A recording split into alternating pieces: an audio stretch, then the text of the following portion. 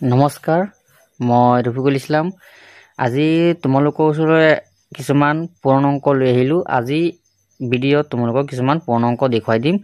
ইয়াত চোৱা, প্ৰথমত যিটো অংক আছে চোৱা 4324, ইয়াতো চোৱা 4324।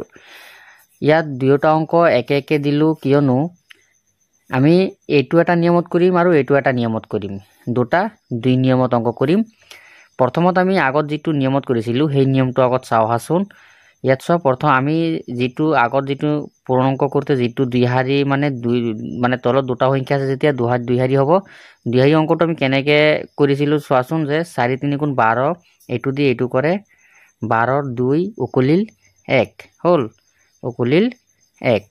তাৰপিছত কৰিছিলোঁ কি, এইটো দি এইটো 4 4 গুণ 16, 16 আৰু একে কিমান হ'ব 17 হ'ল, 16 একে 17।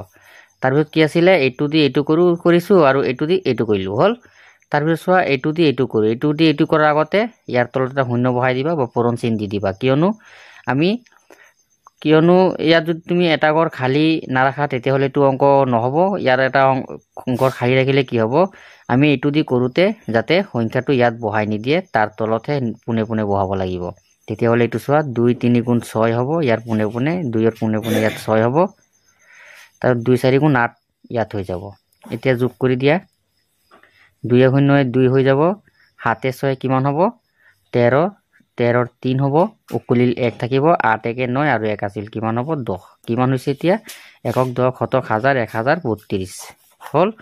এতিয়া আমি এইটো কৰি চোৱা কিমান এটা দীঘলীয়া হৈ গৈছে, কিমান লম্বা হৈছে, কিন্তু ইয়াত কৰি চাবা ইমান এটা লাইনতে এইটো অংক মই কৰি দিম। আৰু এইটো ট্ৰিক তোমালোকে, এইটো যিটো নিয়ম আছে এই নিয়মটো তোমালোকে জানিবলৈ বা শিকিবলৈ চেষ্টা কৰিবা। ইয়াত চোৱা, ইয়াৰ নিচিনা দীঘলীয়া নকৰোঁ, এটা লাইনতেই কৰি দিম।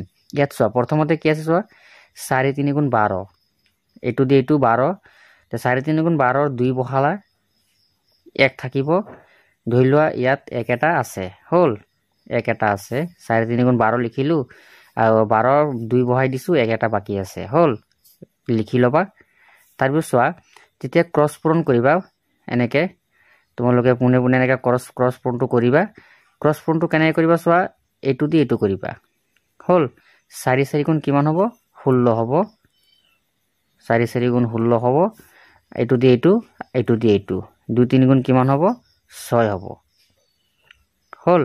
এতিয়া যোগ কৰাচোন, 6 6 12 1 13 হ'ল, 13ৰ 3 উকলিল 1 আৰু ইয়াত কিমান আছে 1, 1 1 কিমান হ'ব 2 হ'ব হ'ল।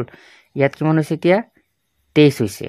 23ৰ কিমান হ'ব, ইয়াত 3 বহাই দিয়া, 23ৰ 3 বহাই দিছোঁ, 2 বাকী আছে মনত ৰাখিবা।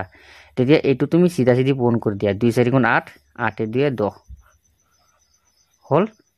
ইয়াত চোৱা, এইটোতো চোৱা 1 10 শতক হাজাৰ 1032, এইটো চোৱা 1032 হৈছে, ছেম একে একেই হৈছে। তোমালোকে এইটো এনেকুৱা শিকিবলৈ চেষ্টা কৰিবা। ইয়াত চোৱা, এনেকুৱা ধৰণৰ আৰু এটা লৈ আহিলোঁ চোৱাচোন। ইয়াত চোৱা, একেটা শাৰীতে এইটোও কৰি দিম। চোৱা, 2 9 গুণ 18, 18ৰ 8, এইটো দি এইটো কৰিলোঁ, 2 9 গুণ 18 হৈছে, এইটো হ'ল 18, 18ৰ 8 বহাই দিছোঁ। তাৰপিছত কিমান বাকী আছে 1 বাকী আছে, 2 9 গুণ 18, 1 এটা বাকী আছে, মনত ৰাখিবা কেনেকৈ কৰিবা তোমালোকে।